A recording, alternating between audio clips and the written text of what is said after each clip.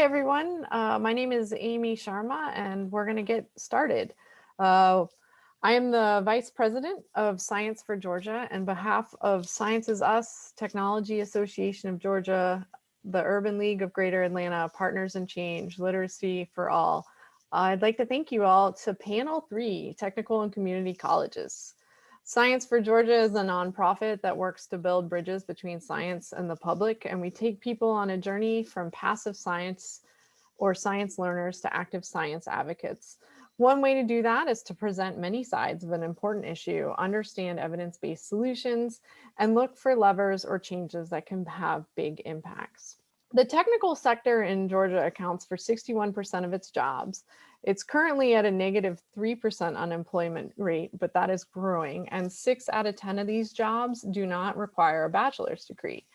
Many of emerging jobs in this sector are now going to require new workforce training. The education and workforce pipeline starts at birth and it ends at retirement. And along the way, people need to learn skills in order to maintain their relevancy to the workforce. And these individuals need access to training and resources. This is where technical and community colleges come in.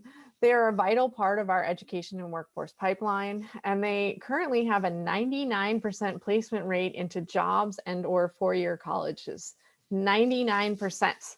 So this panel will explore adult education, pathways from high school, post-high school, degrees and certificates, and workforce and skill training and or retraining.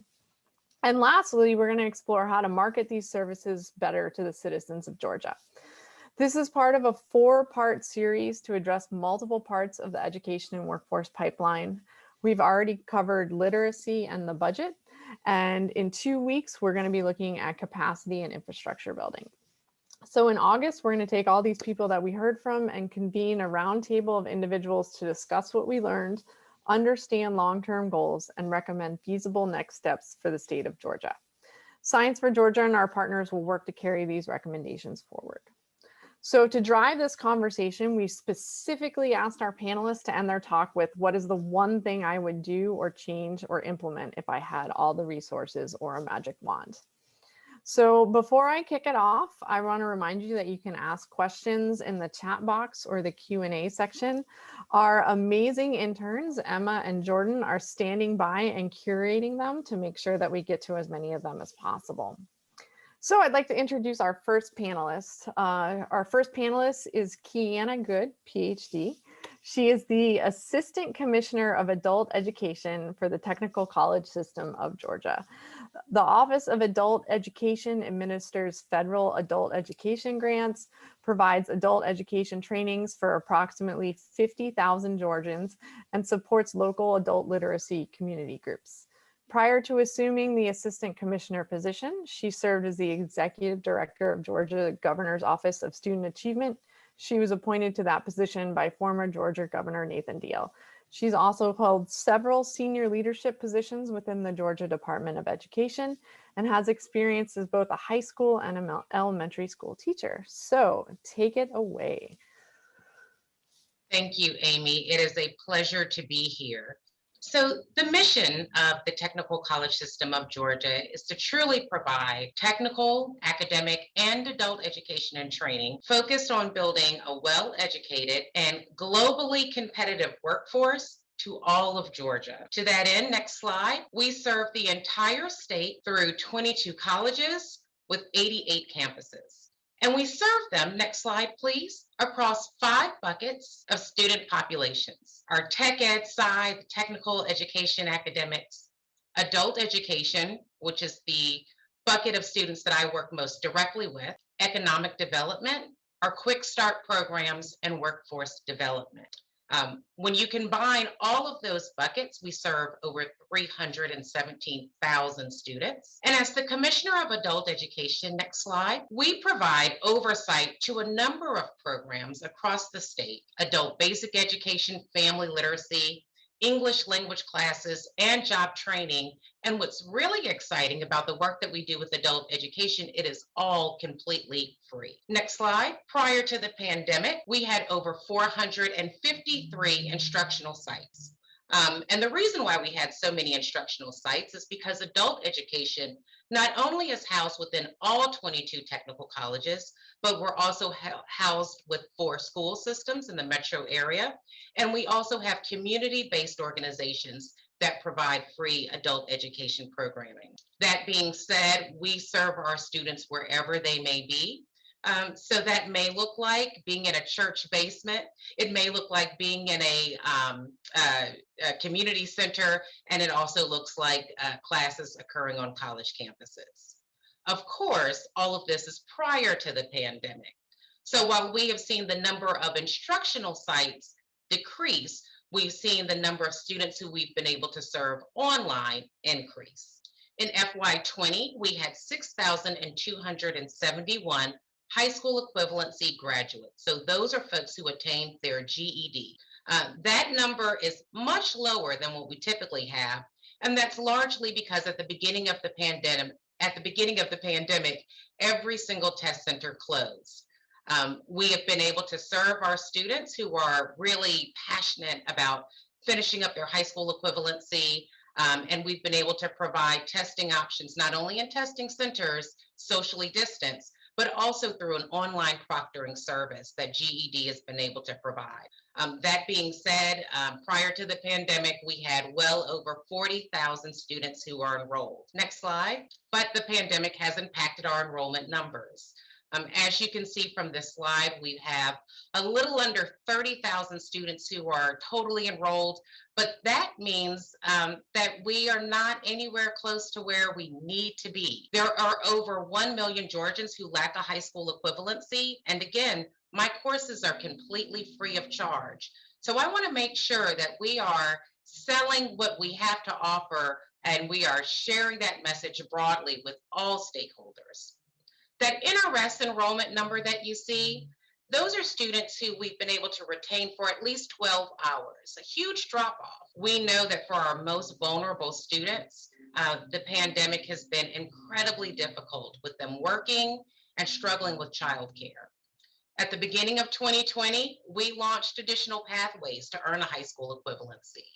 Again, we have well over 1 million Georgians who lack a high school equivalency or a high school diploma. And so we wanted to provide additional pathways. We now have an additional test option, the HiSET. So if you are in Georgia and you're not sure if you want to take the GED or the HiSET, you can talk to an adult education program and they'll be able to provide you with some direction. Think of it similar to a high school student who's debating about taking the ACT or the SAT. But we also have a non-tested option, and that's Career Plus. We've been able to pilot that across 5 of our technical college campuses. And we have at least 96, it's a rolling admissions, but we have at least 96 students who are taking advantage of that option, with the first handful graduating this summer. Next slide. I'm incredibly proud to be part of a system that trains heroes and provides a real pathway for high demand, high earning jobs. I'm not going to read these all to you, but you can see that there is a pathway for STEM careers that doesn't require an advanced degree. Next slide. In adult education, we have a number of success stories. I'd like to highlight Megan McBride for just a second. Megan currently serves as a vice president of adult education with one of our technical colleges. But Megan's story had an unusual beginning. Megan was a teenage mother, and at the age of 18, she had 2 children. She lacked a high school equivalency. She was able to earn her GED, and with supports from her community and from the technical college system, Megan was able to then transition into a technical college for her associates. She then was able to move on to a 4-year degree, culminating in Megan earning her EDD from Valdosta State. That's what we do in adult education. That's what we do with the technical college system. Next slide. So if I had a magic wand, it would absolutely be that the work that we do in adult education, the work that we do with the technical college system would not be the best kept secret in Georgia.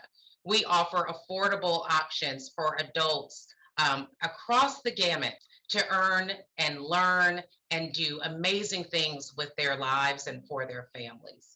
So I hope, if nothing else, that we're able to talk up the work that's happening with adult education and the technical college system as a result of this conversation. All right, thank you so much. I'm gonna stop sharing now if I can figure out how to do that.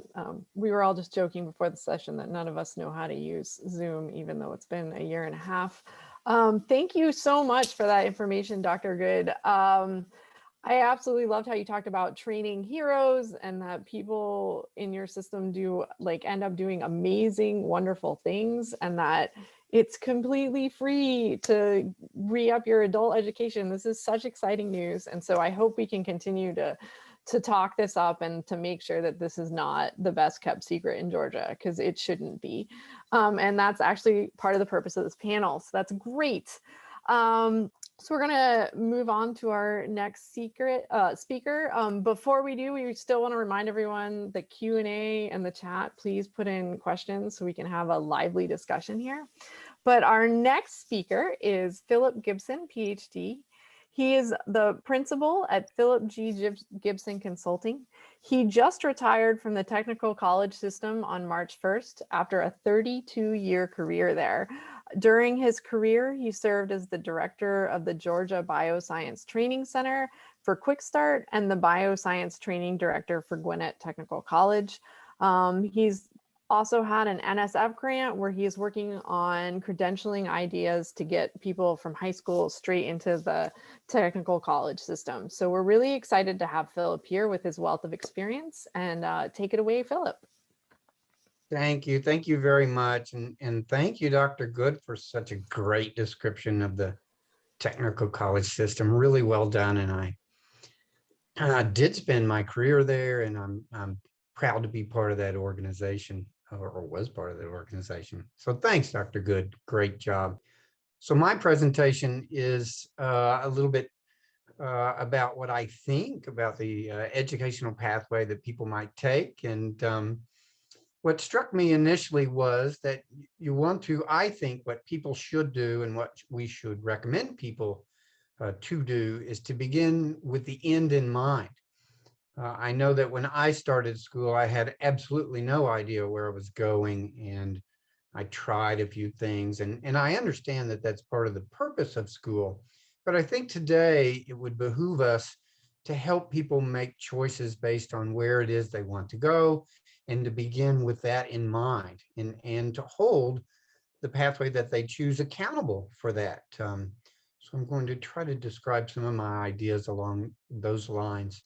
It seems to me that we have sort of a mindset today that I'll go to school so I can get a job, and I'll get a job so I can buy stuff. I think that's a most unfortunate way of looking at your career pathway, but I do think that's something that we have to address, because that often is the mindset. And of course, a much better way of looking at things is to find something that's fulfilling, so that your life might have purpose. And when it's all done, you would focus a little bit more, not so much on the stuff that you ended up buying, but instead what sort of contribution you made to the world at large. Another thing I think that we need to address, particularly this group, is science literacy. We've done a very poor job in science, providing a society that is scientifically literate.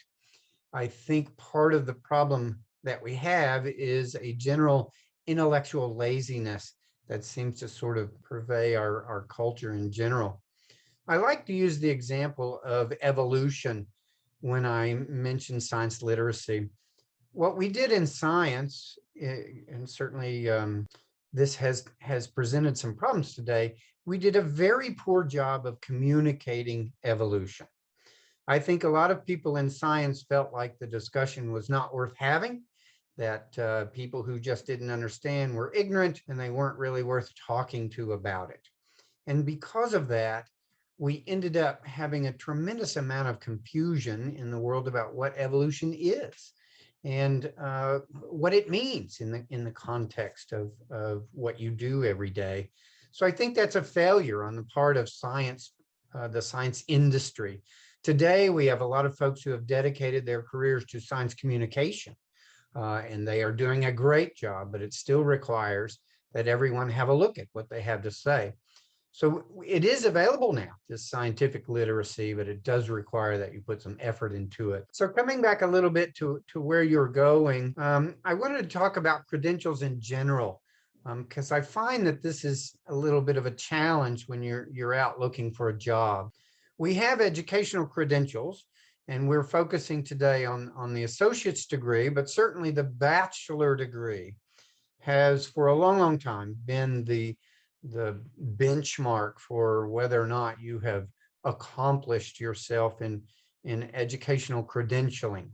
I think that's a little bit of a misnomer in that a bachelor degree may or may not be a credential when you go to apply for a job. I think some industries still focus on the bachelor's degree as a sort of entrance requirement to most jobs that they have.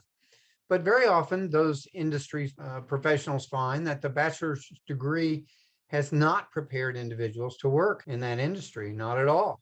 And that could be because that's not the purpose of a bachelor's degree. The bachelor's degree is not intended to prepare you to work in a particular industry. So it's no surprise that that doesn't prepare you to work in an industry. Professional degrees are designed to prepare you to work in an industry. For example, a law degree or a medical degree, or maybe even an engineering degree. But a bachelor's degree in biology or a bachelor's degree in psychology is not in any way intended to prepare you to work in an industry. And so my original idea about this talk was to begin with the end in mind.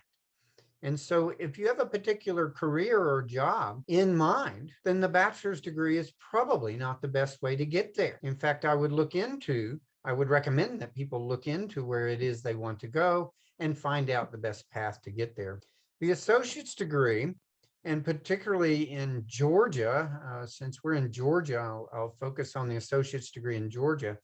The associate's degree at technical colleges are what are called terminal degrees, which is a most unfortunate title for those, but that's what they are. And the idea behind that is when you finish that degree, you are ready to work in that industry. You're done. There isn't additional learning that needs to take place in order for you to work in that industry. That's the whole idea of the associate's degrees from the technical college system. So those associate's degrees are designed. The entire associate's degree pathway is designed to prepare you to be ready to work in that industry. And so when people hire you in that industry, they have expectations for what you know how to do. One of the things in the beginning of our presentation and then in Dr. Good's presentation is the placement. We track placement, or the technical college system tracks the number of people that are placed in jobs because that's the purpose of those degrees. And it's a very high proportion. 99%, I think, was the figure that was given. So my idea of beginning with the end in mind is if you're going to go on a career pathway and this particular opportunity offers you a 99% placement rate, that might be a good pathway to choose. That's kind of my point there. Then, of course, there are industry-based credentials, and those very often are incorporated into a degree. Some of those are very familiar to most people, like nursing. Everybody knows what a nurse is. Most people know what a nurse does.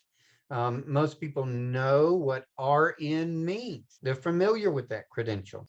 In my particular field, the medical lab tech is a very well-known credential. And the industry tells me the reason they prefer medical lab techs to hire is because you know what you're going to get. You know what they're capable of doing. And to me, that's something that is better than a bachelor's degree because you don't always know what you're going to get. Most people are familiar with information technology credentials. Microsoft has an array of credentials that are available. Apple has credentials that are available. And those are fairly well recognized in the industry. So if what you want to do is work in that industry, then those credentials might be something to seek. I did want to make mention of the difference between certifications and licenses. Some careers require that you have a license in order to practice that career. For example, engineering. In order to to practice engineering, you must be licensed by the state. That also is true for nursing. That's not true for an awful lot of industries, but licensing is something that would enable you to do that activity in a particular state. Whereas a certification is a different sort of thing. Certification simply says that you are capable of doing certain things. It credentials you, for example, and it says about you that you're capable of doing those things. Those examples would be these information technology credentials or certifications. The one that I'm working on, as was mentioned in my bio there, is one that's called BASE. And that one is one that I'm pushing a little bit, and I'm going to use it as an illustration of something that would help you get into the bioscience industry. BASE stands for Biotechnician Assistant Credentialing Exam. It is put out by the University of Florida Center for Regenerative Medicine. There's an organization there called Biotility, and they are the ones that both created and administer this exam. It's accepted in, I think, 8 states and Washington, D.C., meaning accepted, meaning it's formally adopted. It's currently being offered in 26 states. So you can obtain this credential in 26 states. The 5 states that are the focus of the grant I'm working on now are there on the left in red: California, Washington, Texas, Nebraska, and Georgia. One of the things you can do is go to a website called biotechcareers.org. And that, in the center of the slide, is an illustration of positions that are available for people who hold the BASE credential, and the locations of those places. So there's 118 places currently that are looking for folks who have this credential or have gone to work in those locations. On the right side of the slide are a listing of companies who hire folks, who have hired folks who have this credential, and there in the bottom center are the types of positions that are available. So again, this is just an example of a credential. So my theme of my presentation is to begin with the end in mind. And so if what you want to do is work in one of these types of positions, then you might look towards getting that base credential. You might look towards going into programs and guiding people into programs that culminate, or at least offer the base as one of the credentials that they would end up with when they finish that career path. So we close our talks with what's the one thing you would change? The one thing you would change, and I notice interesting in the question, the one thing you would change if you had all the resources. One of the things I'm fond of saying is that we need to get money out of education. One of the problems of education is there's too much money in it. I think we would be much better off if we took a whole lot of the money out of education. So by the term resources, I suppose if what we mean is money, I think education is awash with money, and that's part of the problem in education. We need to get all of that out of education, and I think it will help immensely. I think also what we ought to do, if I had my way, it would be to try to institute this cultural shift in the purpose of learning and the purpose of work. The purpose of learning is so that you will become an educated person, so that you will know about the world and you'll know how to react to the world. That is something I think that we're lacking. One of the things you get from art education, for example, the arts, is how to understand the world, how to interpret the world, and how to react to that. Then, of course, what you get out of the science, part of the arts and sciences, is how the world works, and how you might use that information to make choices in your life. So that would be my recommendation, to change our cultural idea of getting a job so I can make money, and getting the money so that I can buy stuff. That certainly is not the purpose of your career path. So with that, I'll close, and thank you so very much for having me. And I'll turn it back over to you, Amy. Thank you so much for that. I swear Philip is not a plant who was talking about the importance of science communication, right? Like that is our whole goal here at Science for Georgia, and he was not a plant. We did not pay him to say that, but I 100% agree, and thank you very much for pointing that out, that people who don't get it are definitely worth talking to, and we should spend the time talking to them. So thank you for that. And I also would say that we'll put biotechcareers.org on our website so people can check it out. And bringing up that we spend too much money on education, going with the controversial subject. This is great. I'm looking forward to some lively Q&A about that. So thank you so much for that. This was really informative. Our next speaker is Robert Russo, who's an 8th grade physical science teacher at McNair Middle School. Robert is a researcher turned educator with a diverse and interesting professional STEM background for over 15 years. So he's learned about everything from fish ears to monkey butts. He's never short on experiences and examples that add insight and real world connections to his teaching. He went to Georgia State University, as well as Georgia TAP and TPA programs. He holds a BS in biology and is certified to teach science and math at middle and high school levels. He is now in his 5th year as an educator, and he teaches 8th grade and also helps develop programs for the award-winning STEM program at McNair Middle School. He really wants to make sure both his students and their parents are excited about learning and know about all educational opportunities available to them. So take it away, Robert. All right, thank you, Amy. All right, thanks for having me on the panel. I'm going to attempt here to share my screen again all right, excellent. Okay, so as was mentioned, I am 8th grade physical science teacher and a STEM developer at McNair Middle School, and that is down in South DeKalb.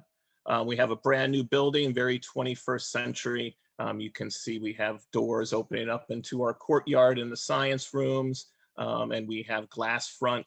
And this could actually, Philip and I can discuss about the value of some of these monetarily wise as for the education. But it is nice that our students have this building, because we went from one of the oldest buildings in the district to having one of the newest buildings. And I have seen a change in the students' demeanor going into the new building. This is a building we can be proud of.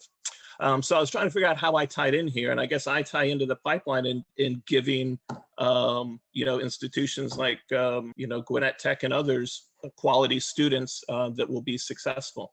So I wanted to tie back into the first panel's discussion on literacy, because I really do think that's key.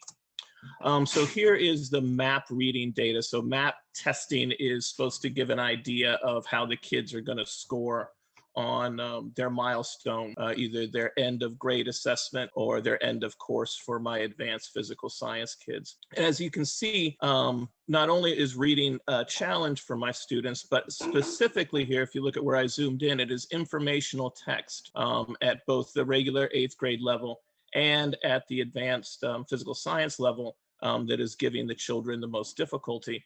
And that's what you need oftentimes to be successful in science and on science tests.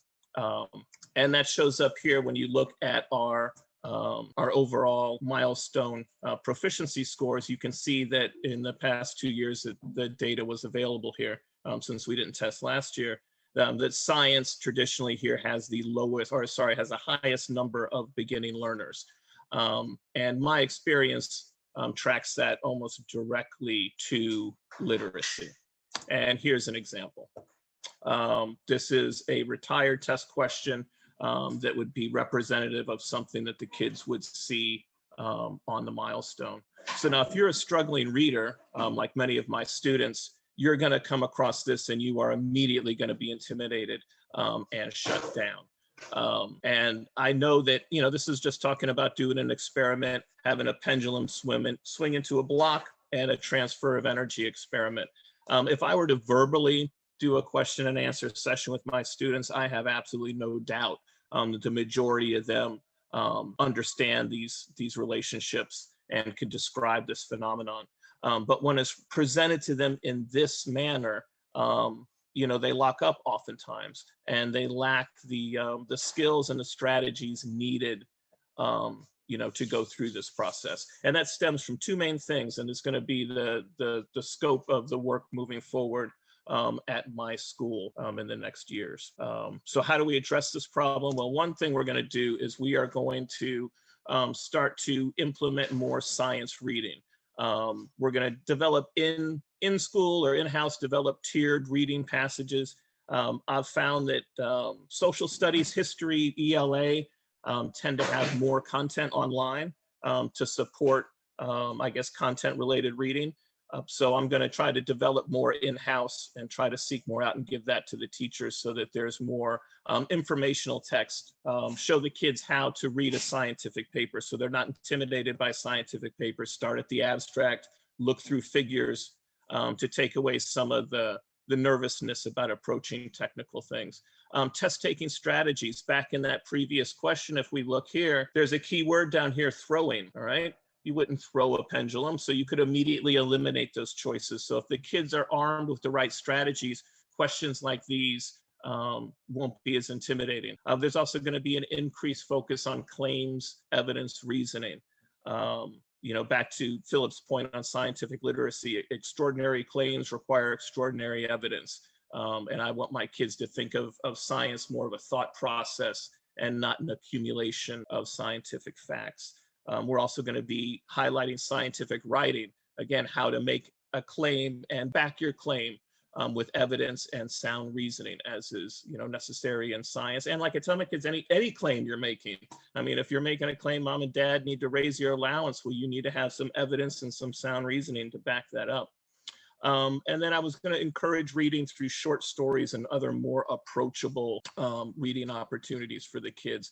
And then maybe even some virtual bulletin board book clubs where, you know, you wouldn't necessarily be tied. This is also a thing I might touch back on with the adult learning, to where it would be a self-paced, but when you got to the end of a chapter, there'd be a little quiz that would get you to the next chapter, and then maybe bulletin boards where other people that had read that same book would have posted questions and comments.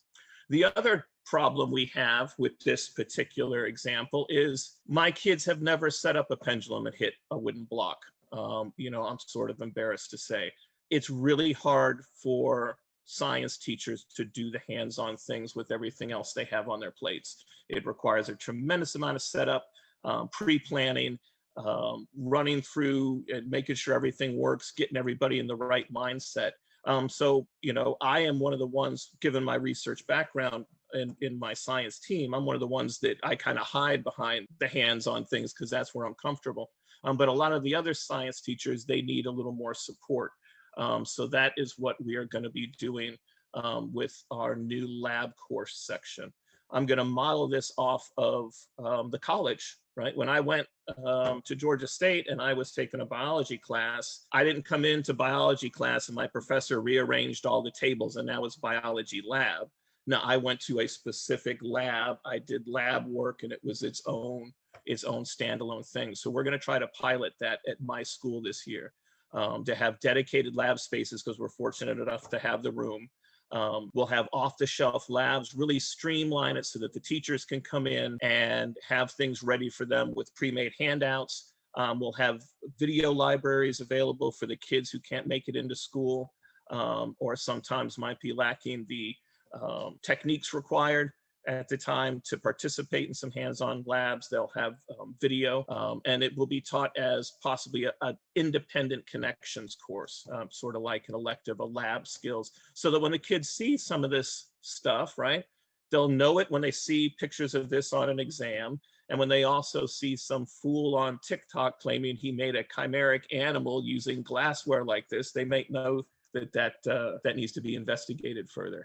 All right, so what else am I going to work on? Well, I need to get the parents involved as well. A lot of my students, their parents didn't necessarily have a good time in school either.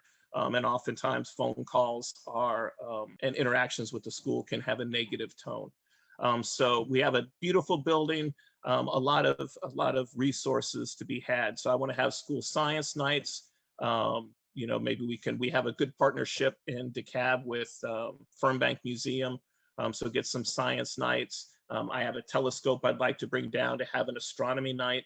Parent workshops, which I'll get to in the next screen. and increase relationship with local parks and citizen science. It'd be nice to get the community, everybody out, testing for new soil microbes in their backyards or things like that, to kind of bring science and the community together. And a parent pal program. I know during this pandemic, it was very helpful. We met a couple or a family in the neighborhood that was in class with my daughter, and it made that whole parenting, working, school thing much easier. So maybe some mixers to facilitate parents making connections to where they can help each other. Let's see. Oh, here. Is that? Oh, okay. So how are we going to get them to go? Oh, okay. Here we go. Learning opportunities. So these are some things I want to do at my school to get the parents in the building and to maybe get them more engaged in learning. Healthy cooking on a budget, basic automotive and household maintenance, understanding and reading legal and contractual stuff, personal household finance and credit. And now, since I've learned so much about the continued education options in Georgia, I would love to do a talk up at my school one evening, letting parents know about all those opportunities. So how are we going to get these students to go in? And Philip's going to hate me for this. I'm sorry, I'm going to apologize ahead of time. But for the young kids, highlight the cost savings versus, and that's for the older ones too, but highlight the cost savings of going into a technical school versus some of the debt folks are coming out of with 4-year degree. And then here's the one, sorry, Philip, but career day speakers, I know it's awful, but middle class doesn't seem to exist to my kids. My kids, you either have nothing or you're some YouTube celebrity. It would be nice to have somebody come in and say, hey, I started my own plumbing company, and here's my boat I have at the lake, and here's the vacation I took here. Here's my very fulfilling lifestyle that is accessible to everybody. Some apprenticeships so that they can earn early, because a lot of times young kids, they get caught into that first paycheck and then they wind up in careers just out of, I guess, comfort. So it'd be nice to have apprenticeships to where they can learn and work at the same time, and also promote keeping it into the community. For the adults, there needs to be real world applications. My best friend just graduated today from Gwinnett Technical College with a 2-year degree in HVAC because he thought he was getting taken advantage by HVAC people. So he went in with just to get a certification so he could buy Freon and take care of his house himself. But once he got in, he realized as an adult that school's not as intimidating it was as he was younger. And so he continued on to get his 2-year degree. Childcare is essential. And then, like I said, buddy programs to help people make connections when they're older. But we need to hook them back in so that they realize that that it's easier. All right. And then let me see, where's the next? I think it's okay. And then one thing, since we got people here, I came into the Georgia TAP program where we get professionals and get them into education. I think that program needs more attention because I didn't know about it. But it's a good way to get people with real world experience into the classroom. So I wanted to give attention there. These are all the different careers that are in demand that I think could look at Georgia TAP and possibly come up. I mean, like Philip's program to healthcare, similar things for engineering, business, and finance. And then finally, my magic wands.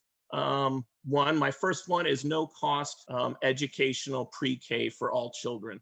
I actually started my education career with 6 months in a Georgia pre-K. And I do think if you look at my kids, a lot of them are about 5 years behind in reading. And I think that could be the lost 5. So I'd really like to see no cost, high quality childcare for everybody. And then my other one, a little tongue in cheek, I would like the dissemination of scientific misinformation to be painful. And I would like it to be proportionately painful for the amount that it is spread. So that is, guys, where I can leave. All right. So thank you for the time. Thank you so much for that, Robert. That was amazing. I'm not sure how we can implement like shot collars for people that disseminate scientific misinformation, but I think all of us have at one point in time wished it was a thing. So, but that's okay. We're gonna focus more on no-cost education for pre-K kids. I think that's a good, much better thing. Also, this is great. We're getting lots of great commentary out here. I'm hoping to have a good discussion about what to talk about. And also, extraordinary claims require extraordinary evidence, and getting people to back claims with evidence and sound reasoning is just a skill that not enough people have. So I absolutely, if we could get every kid to leave high school with that, that would be amazing, right? And same deal, my kids ask me for things and I'm like, why? And we really need to make sure that they back it up. So I love this. Thank you so much for sharing. So we'd like to remind our audience, please put some questions in the chat or in the Q&A for us so we can have a lively discussion here at the end.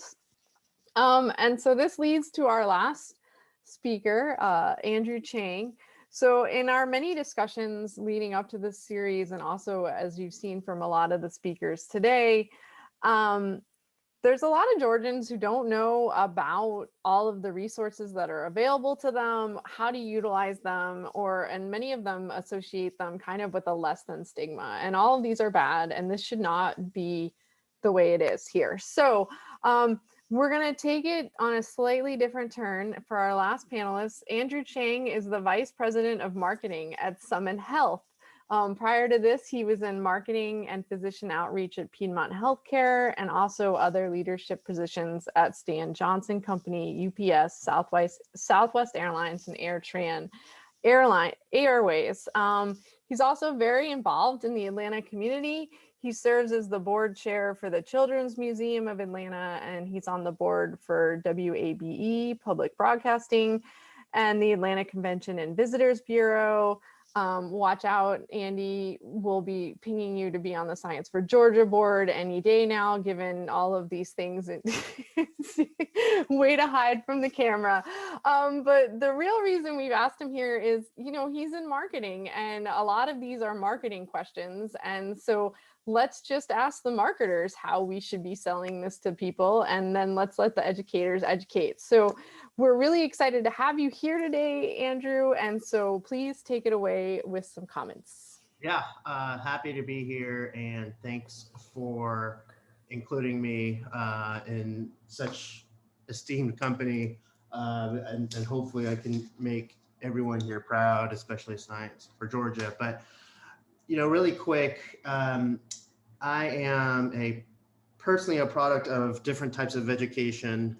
Did also take some classes in our local community college in New Jersey. My dad's side entirely are educators and principals and administrators. So this is something that obviously I'm pretty passionate about. But a couple things that Amy asked me to talk about is talking about this what we call the stigma attached to community and technical colleges. How do we address that? And secondly, what about the companies? How do we get the companies in Georgia to become more attracted to and recruit more often at technical colleges? And coming from an industry like healthcare, I can tell you that it is absolutely a huge opportunity for anyone to get a license or degree and go into the field of healthcare.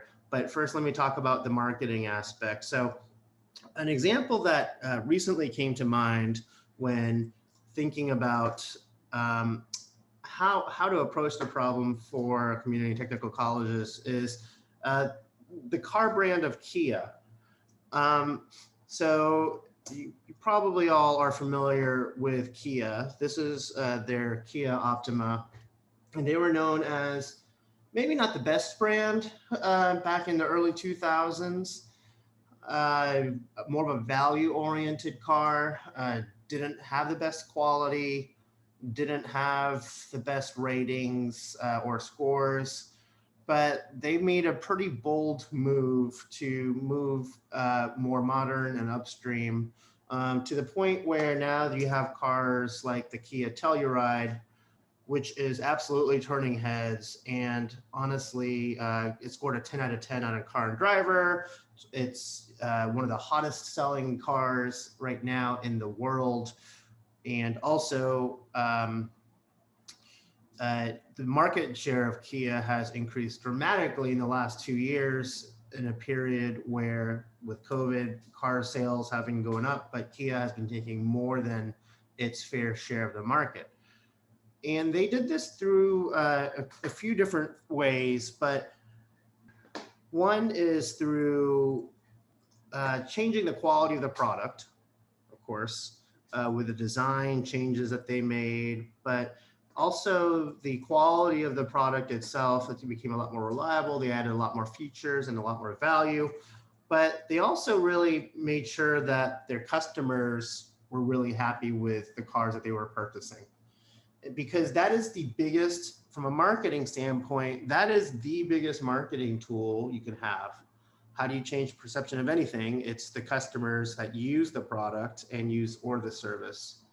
And when you think about technical and community colleges, that is also something that they can take in trying to help change the biggest challenge they have from a marketing standpoint, which is the perception, is really focused on the students and the users and the customers and even the educators. How do you make them happier? How do we make the experience of a community college or technical college a lot better? And how do we make sure that they're happy, taking full advantage of the plethora of resources that are available at a technical or a community college? The second thing that we could do from a marketing standpoint is really educate the counselors, as Robert was just talking about, and the teachers, and on making sure that community colleges aren't just becoming a fallback choice, but they're promoted as a first choice for a lot of the students. Just because it's a community college doesn't mean it's a fallback. It means it's actually a pretty good opportunity with a very high employment rate that we already talked about, higher income, a lot higher, a lot of times than a four-year college degree would have, which means also at the same time less student debt. So it makes a really good economic choice. And so high schools really need to do a better job in promoting community colleges and technical colleges as a first choice and help erase the stigma that this is a fallback or a second option. And so combined with the fact that they could focus on the students and the professors and the teachers and the staff, make them proud, make them want to talk about their college experience. It really it becomes an unstoppable force where you can really change the perception of almost anything, even like a car brand like Kia. So another thing is talking about who attended these colleges. People don't know that we had a Supreme Court justice that is a product of community colleges in Chicago, Justice Arthur Goldberg. Ross Perot went to a technical college or community college, and so did Tom Hanks, won an Oscar and one of the most beloved actors. And so a lot of people probably don't know that, but the more that they talk about it, the more that the graduates talk about it, and the more that it is more well known from a word of mouth standpoint, it is going to be, I think, a game changer in changing the perception and erasing what we call the stigma of these schools. Second, from an employment standpoint, so being in healthcare and going through COVID, it has definitely been a wild ride. But one thing is for sure that we know as a result of COVID, and even before COVID, frankly, is that the jobs in healthcare, for example, or IT and several other industries will always be in high demand. As a marketing person, I work with our HR department all the time, either at my current company or even at Piedmont Healthcare, to help promote the jobs that are available, from lab tech to nursing to scribes. It is something that we just can't get enough people to do. And so even if you look at the numbers that are put out by the Labor Department, you can see that the projection is that it's just going to keep this historical numbers in the last 24 months that stopped before COVID. I guarantee you the numbers have gone even higher in terms of demand from the employer side. So scribes and lab techs, we just can't get enough applications in. So there is absolutely high demand for these jobs where you can get a license through a technical college. This is another slide from The Atlantic. So you can see that, you know what, we have an aging population. We have health as something that's just going to be, as long as humans are alive, we're going to need healthcare. And so the opportunity to become employed in this industry will just continue to grow. The pay has increased, the bonuses have increased, the competitive stealing from other healthcare companies have increased. There are just not enough people. And so this is the type of information that I wish more people knew about, because it would make technical colleges a lot more attractive. We already know more people attend 2-year programs than 4-year programs, and that the employment rate's pretty darn good and the income's good. But from an industry just viewpoint myself, we just can't get enough of it. And honestly, if I had a friend that asked me, where would you want to go, then what kind of job would be good, I would say first off with healthcare, and then number 2 is IT security.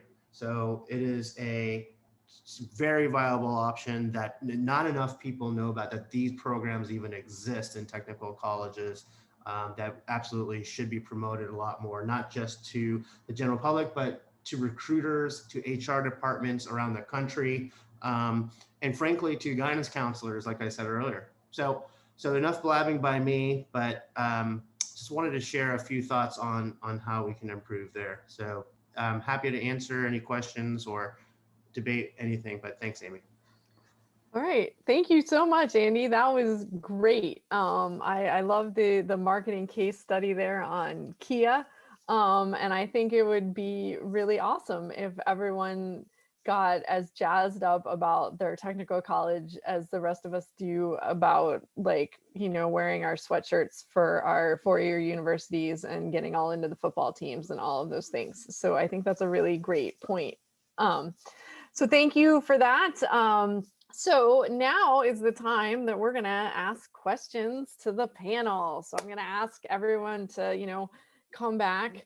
And so I think this was a great segue from Andy, is that one of the first questions we got was, how can we uplift K through 12 students, educators, and teachers to explore technical college options? And then how can we uplift adults? So how do we make everyone more aware, and then how do we uplift them during this experience?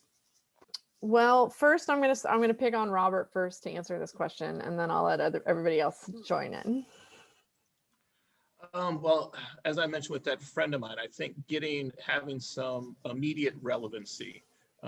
Everybody is, especially working adults, everybody's really busy. My wife shared a statistic with me the other day that like 1/3 of adults can't come up with $400 if they had an emergency, and that's even with credit. So, we got to give them something to get them to buy in. And that's why I like these ideas for home maintenance. And, as soon as I teach somebody how to do a brake job on their car, I just save them $500, the next time it needs to be done, and things like that to get them in. And then when the adults get in, they're going to realize that, that education is much easier with the maturity that you gain from doing any sort of work for any amount of time. I'm not sure if that really addressed the question. What was the original question? I love it. But how do we make, right, like Andy hinted at the, uplifting people and making them proud. So then how do we make people proud of their experience, either in high school and then also all the way into technical and community colleges, so that they brag about it to their friends? Or you can continue with me. Like I said, there is the stigma. Okay. Andrew, he tied on that. There is, it is thought that you go to community or technical schools because you couldn't get into the other schools. And I think it's time to, especially with a lot of the tuition inflation and things, it's almost time to flip that and say, well, why am I going to go to these other places? Like I said, I should have a commemorative seat at Georgia State somewhere at the stadium for as many athletic fees as I paid. And I wasn't into that. I was in the science labs. So maybe highlighting some of those and keeping it in the community, giving it back to the neighborhood. I think could be something else that could be highlighted and add some pride to these institutions. And I would just echo this. I've seen a few high schools across the country where they actually have a signing day that's not just for folks who are getting athletic scholarships, but they are able to sign to say, I am signing up for, fill in the blank technical college, and I'm going to be majoring in aviation technology, or I'm going to be majoring in welding.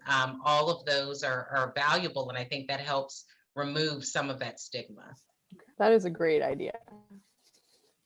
I think traditionally, you go to college, there's some maturing that takes place in your freshman, sophomore years at college, and the football and the on campus and meeting people and getting in trouble.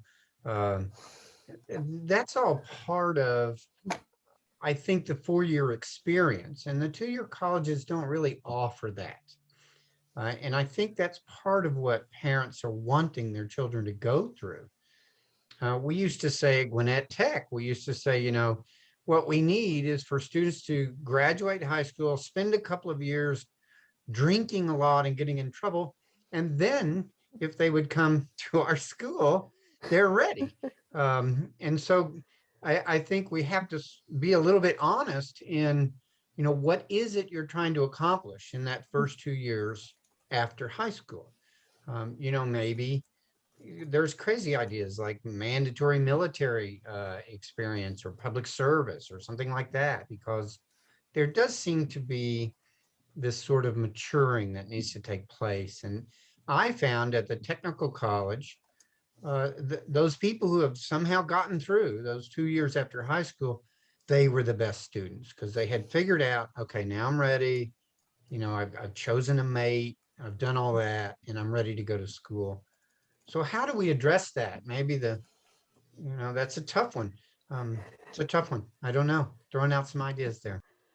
I love it, right? And like I know some of my friends, their kids are really getting into gap years, but again, that's more of a upper middle class, like, oh, I can afford for my kid to go gallivant around Europe for a year, sort of maybe doing something, right? So how do we make gap years like a thing that anyone could do and that aren't just, I'm going to drink my way through Europe, but are actual like things where you do a service project or you work for 3 years and then you realize, oh, okay, it's time for me to go back to school and figure out what I'm going to do with the rest of my life again. So, because it is, you did bring up like it should be a means to an end, or like what's the end goal. But when we're all 18, did any of us have an idea what our end goal was? Like I'm in my 40s and I still don't know what my end goal is, right? So, cool. I love this. I love these ideas. Cayanna, I love this signing day for, anything, right? Like, I'm going to go to this school and I'm going to do this thing, or I just got hired to do this, right? Like celebrate all of our accomplishments. So that is great. Okay. This is, again, I think this is a great question that just got added is what efforts exist to educate guidance counselors on technical college opportunities? So Georgia BioEd does exactly that through their programs, and they work diligently because you're right. Those high school counselors, they carry a lot of weight very often because they know the students really well, and they need to be aware, as well as the high school teachers. They need to be aware of careers, and a lot of careers are just not on their minds, or they don't know about them. So summer experiences is something that Georgia BioEd does. Okay. Does it, Robert or Cayanna, do you know of any like things or outreach that occurs into the high schools? Yes, so I know across our 22 colleges, there should be, ongoing conversation with those high school counselors, particularly as we have very robust dual enrollment opportunities. Mhm. But I think something that Philip said is just incredibly profound. We know that high school guidance counselors are so valuable and so critical, but the folks who probably have the closest relationship to the student other than their families is their teacher. Mhm. And if the teachers are unaware about biomed, if they're unaware about respiratory tech, if they're unaware about aviation mechanics, and if they're unaware that all of this can be completely free because of the Hope Career Grant, then I think that, that's another area where we need to do a lot of education for our educators who are working with classes, student classes every day. All right. And then, and to that, I mean, I now will have a conversation with my counselors, and this will be in the I mean, I am 8th grade. I'm a little early, but I intentionally chose, even though I am, certified for middle and high school. I intentionally chose middle school because I felt we could still have more fun. And it wasn't as serious as high school with transcripts and GPAs and things. But they still only have, I tell them, more than they care to hear it, they only have 4 years left before, society says they need to be out there getting it done. So letting them know that there are some more accessible avenues will definitely be something that I'll let them know about. Because I mean, I got my degree working for Emory as an animal care technician and sort of working in the industry as Emory was paying for my school one class at a time. So that's a way that I always suggest that they can kind of sneak in if finances are an issue. But I'm definitely going to be telling them and the parents about the opportunities that are available through this system. I think there's a lot of value in outreach to the parents. I do think that's something we could do. We did a survey some time ago about the opinions of parents in biotech and how that was influencing their children as far as choosing that as a career. And for a number of years, there was a very negative perception of biotech, and that was really harming the industry because parents had a negative view of that. But thanks to the pandemic, we've got rid of that negative view, and now people are suddenly interested in biotech. Okay, and I love that Cayanna pointed out that these opportunities can be presented both to the parents and to, not just for their kids, but for themselves as well. And this is what, Robert's been talking about, where as he shows stuff to his students, he also tries to get their parents involved so they can know what's available to them. So, and this is kind of a practical question, is that someone wrote that they have friends who are having difficulty finding employment because their skill sets are out of date. And so they're curious, what are specific examples of skills that are hot right now?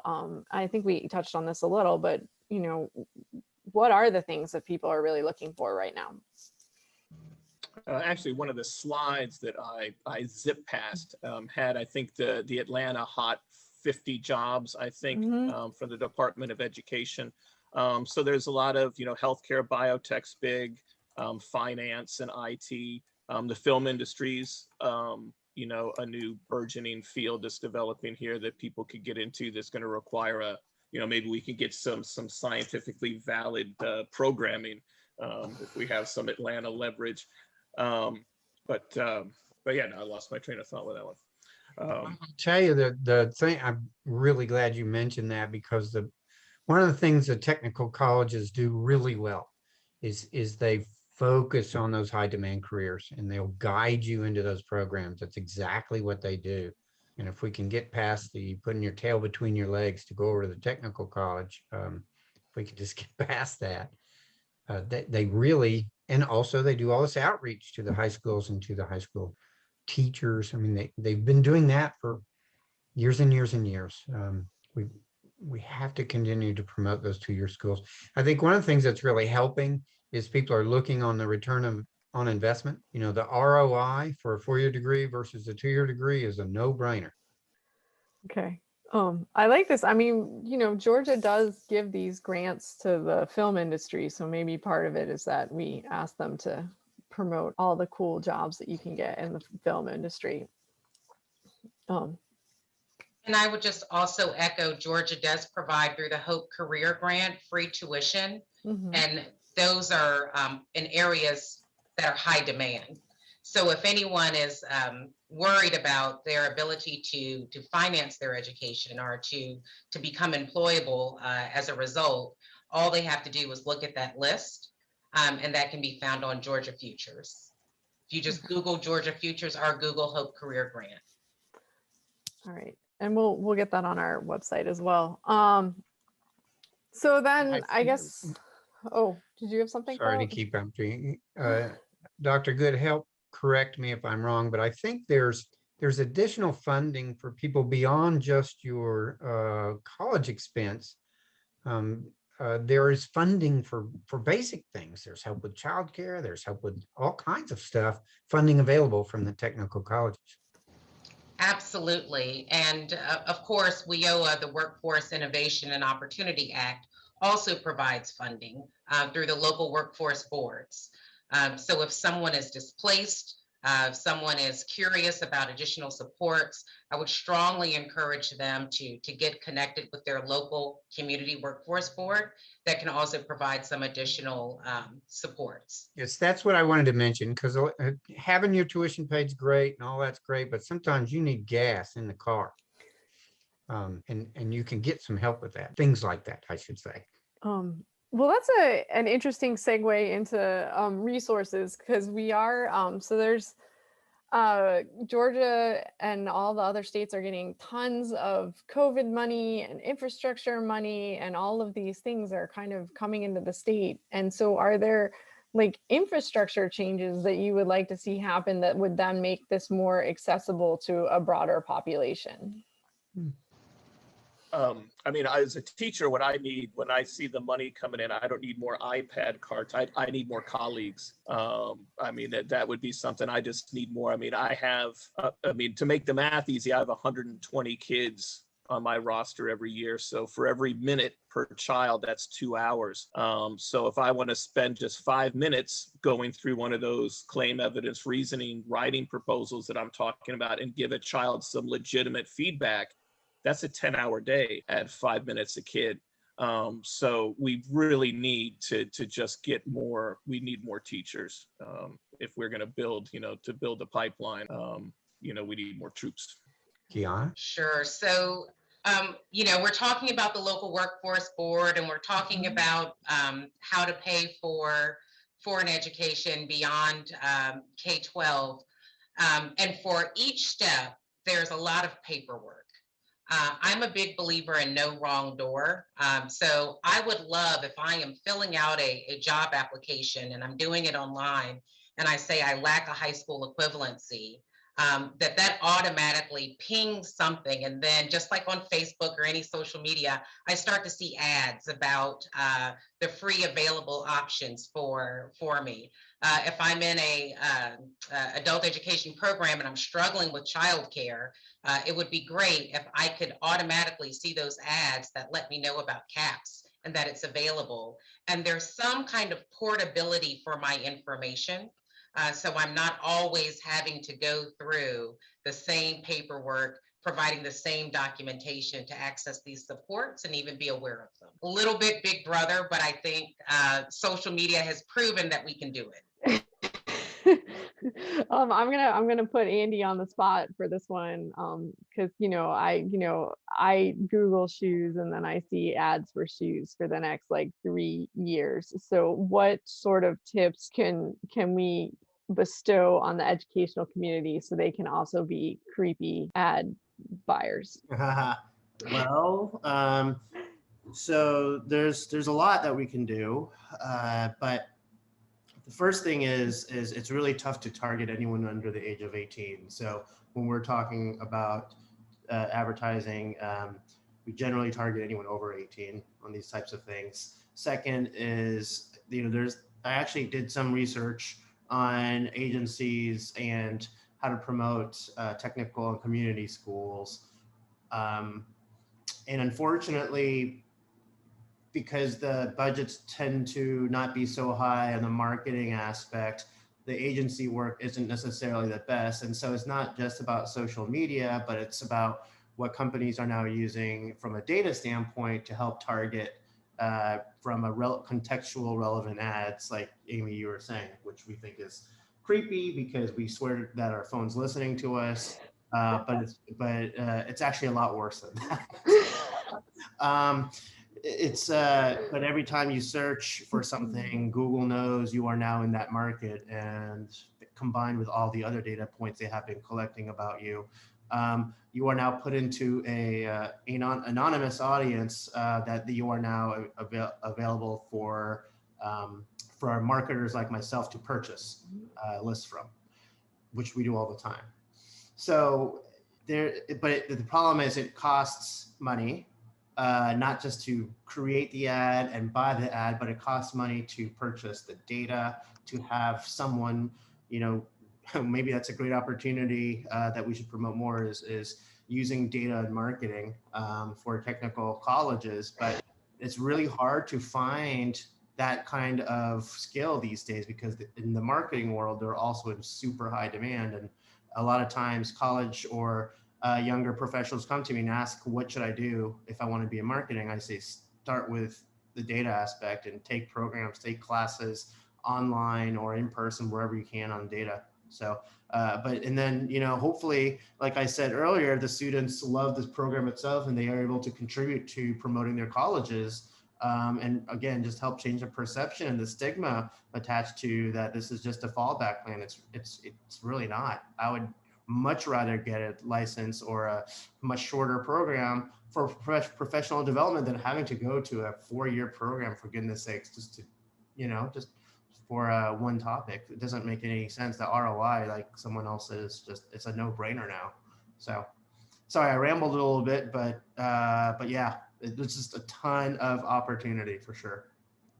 All right. I love it. So we're gonna start using social media algorithms for good. But I mean, it is a good point. Right. Marketing is a great career and marketing agencies make a lot of money. And so if we're something run by the state or the government, justifying that sort of spend on quality marketing is going to be difficult when, Robert's like, we need teachers, and other people are like, we need buses to get our kids to the schools. So it's all, what are our priorities, and then how do we do it creatively? Okay. Great. So, and then the question just popped up for Dr. Good about a marketing campaign for CLCPS. Sure. So that stands for CLCPs. They are a network of adult education and family literacy advocates that we have across the state. They are independent. They are their own 501c3s. And for many, many years, they have supported us at the grassroots level. We are marshaling our CLCPs to help us bring up our enrollment numbers. Again, I don't want to be the best kept secret. So we have been working with CLCPs to launch a marketing campaign. It's go time. We have some really wonderful, well-produced videos of exactly just that, some stellar students that we've had in our program across the state at varying ages. We have one student who is in her very early 20s.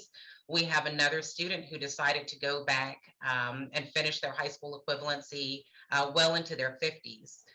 So we're hoping that our CLCPs can really launch this in local markets, and that we can also see some presence on social media. So we're excited and encouraged. I did see another question about what are the 2 or 3 things that folks can do so that we're not the best kept secret. I think it's having this conversation. It's having this conversation with employers.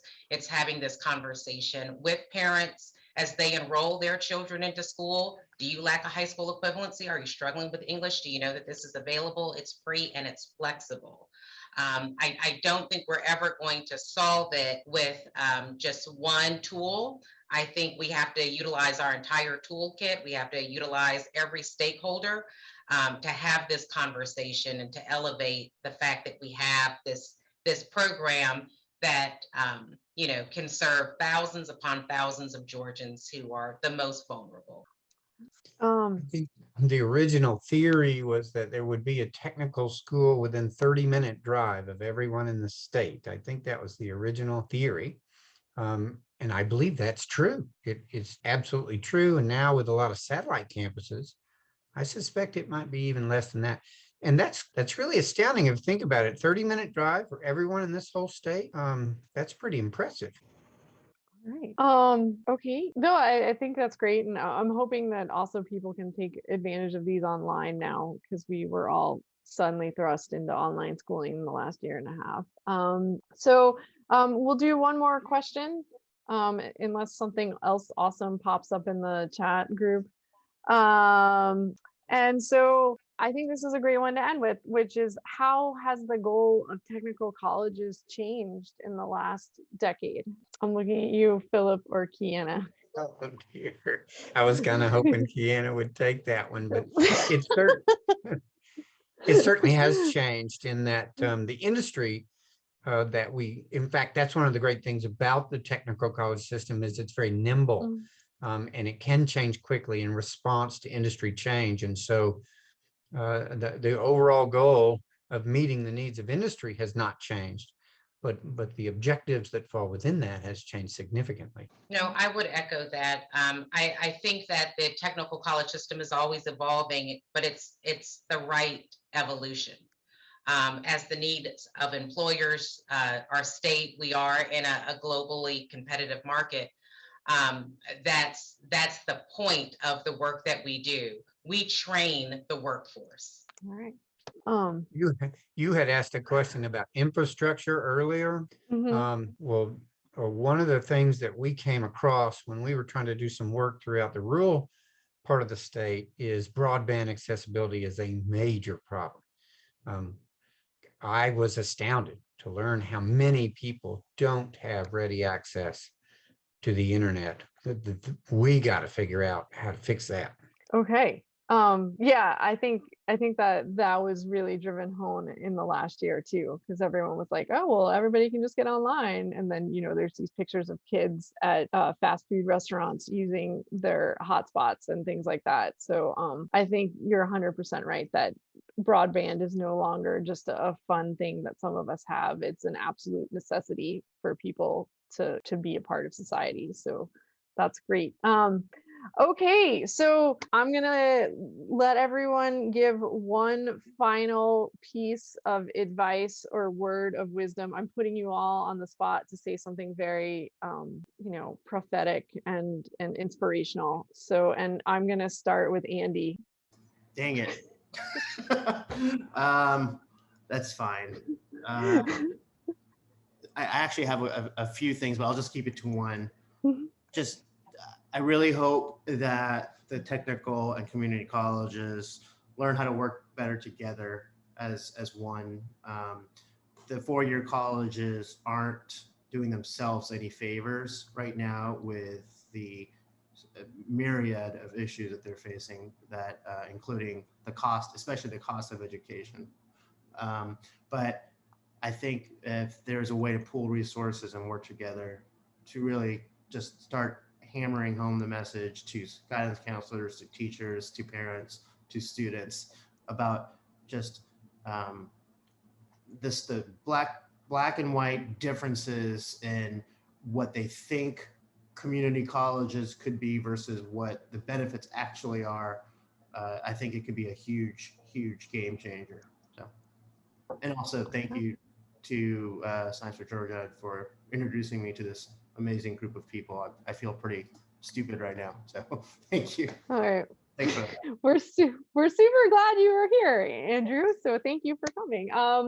I will go with Robert next. Hold on a second. Oh, there we go. All right. So I will. I was going to address. Somebody had asked me a question about why the technical reading skills were low. So I'll use this extra slide I had here that I was gonna show. So let me see if I can get that back up here. This one here. So I have a debate sometimes with my students. I have a lot of students tell me they really don't need teachers anymore with the internet.